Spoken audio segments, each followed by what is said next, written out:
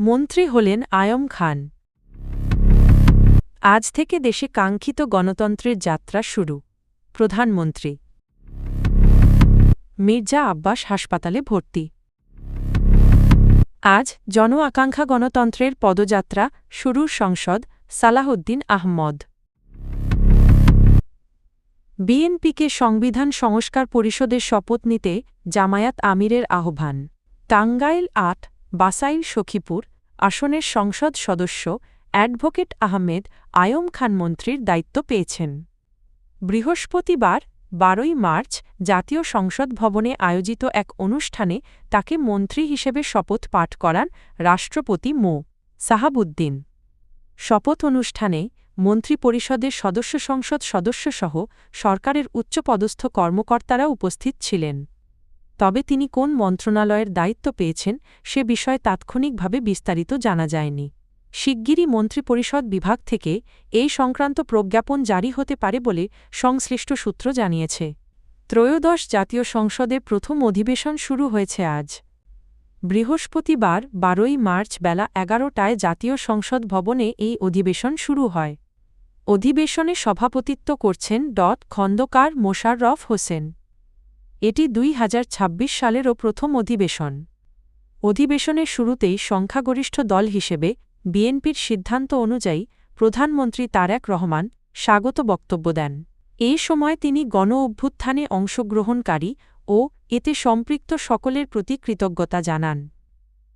প্রধানমন্ত্রী তারেক রহমান বলেন, আজ থেকে দেশে কাঙ্ক্ষিত গণতন্ত্রের যাত্রা শুরু হয়েছে। প্রধানমন্ত্রী তারেক রহমানের রাজনৈতিক উপদেষ্টা ও বিএনপির স্থায়ী কমিটির সদস্য মির্জা আব্বাসকে রাজধানীর এভারকেয়ার হাসপাতালে ভর্তি করা হয়েছে। বুধবার ১১ই মার্চ ইফতারের সময় পানি পান করার সময় হঠাৎ তিনি জ্ঞান হারান। পরে অবস্থার উন্নতি না হওয়ায় গভীর রাতে তাকে দ্রুত হাসপাতালে নেওয়া হয়। বিষয়টি গণমাধ্যমকে নিশ্চিত করেছেন মির্জা আব্বাসের সহধর্মিণী ও জাতীয়তাবাদী মহিলা দলের সভানেত্রী আফরোজা আব্বাস। তিনি দেশবাসীর কাছে মির্জা আব্বাসের দ্রুত সুস্থতার জন্য দোয়া কামনা করেছেন। আজকের সংসদ জন আকাঙ্ক্ষা প্রত্যাশা ও গণতন্ত্রের পদযাত্রা শুরুর সংসদ বলে মন্তব্য করেছেন স্বরাষ্ট্রমন্ত্রী সালাহউদ্দিন আহমদ। বুধবার ১২ই মার্চ সকালে ত্রয়োদশ জাতীয় সংসদের প্রথম অধিবেশনে যোগ দিতে এসে সাংবাদিকদের সঙ্গে কথা বলার সময় তিনি এ মন্তব্য করেন। সালাহউদ্দিন আহমদ বলেন, আজ জনগণের প্রত্যাশিত সংসদ বসতে যাচ্ছে। এই সংসদের মাধ্যমে দেশে গণতন্ত্রের পদযাত্রা শুরু হবে এবং জুলাই শহীদদের আকাঙ্ক্ষা বাস্তবায়নের পথ তৈরি হবে। আজ ১২ই মার্চ ত্রয়োদশ জাতীয় সংসদের প্রথম অধিবেশন শুরু হচ্ছে। রাষ্ট্রপতি মো. সাহাবুদ্দিন বেলা ১১টায় সংসদে ভাষণ দেবেন। রাষ্ট্রপতির এই ভাষণ মন্ত্রিসভায় অনুমোদনের পর সংসদ সদস্যরা তা নিয়ে আলোচনা করবেন। ত্রয়োদশ জাতীয় সংসদের প্রথম অধিবেশন শুরুর আগের দিন বিএনপিকে সংবিধান সংস্কার পরিষদের সদস্য হিসেবে শপথ নেওয়ার আহ্বান জানিয়েছেন বাংলাদেশ জামায়াতে ইসলামীর আমির ডা.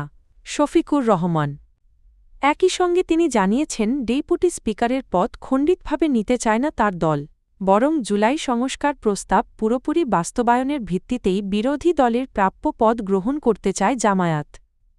বুধবার জাতীয় সংসদ ভবনে বিরোধী জোটের সংসদীয় কমিটির বৈঠক শেষে সাংবাদিকদের এসব কথা জানান তিনি। শফিকুর রহমানের সভাপতিত্বে অনুষ্ঠিত ওই বৈঠকে ১১ দলীয় ঐক্যের নির্বাচিত সংসদ সদস্যরাও উপস্থিত ছিলেন। রাষ্ট্রপতির ভাষণ বয়কট করা হবে কি না এ প্রশ্নে সরাসরি কোনো জবাব দেননি জামায়াত আমির। তিনি বলেন, এ বিষয়ে সংসদ অধিবেশনেই বিরোধী দলের অবস্থান দৃশ্যমান হবে। শফিকুর রহমান বলেন, সংসদের উদ্বোধনী অধিবেশনকে সামনে রেখে বিরোধী জোটের সংসদ সদস্যদের এ বৈঠকে দেশ ও জাতির প্রত্যাশা পূরণে বিরোধী দল হিসেবে তাদের ভূমিকা কী হবে তা নিয়ে খোলামেলা আলোচনা হয়েছে।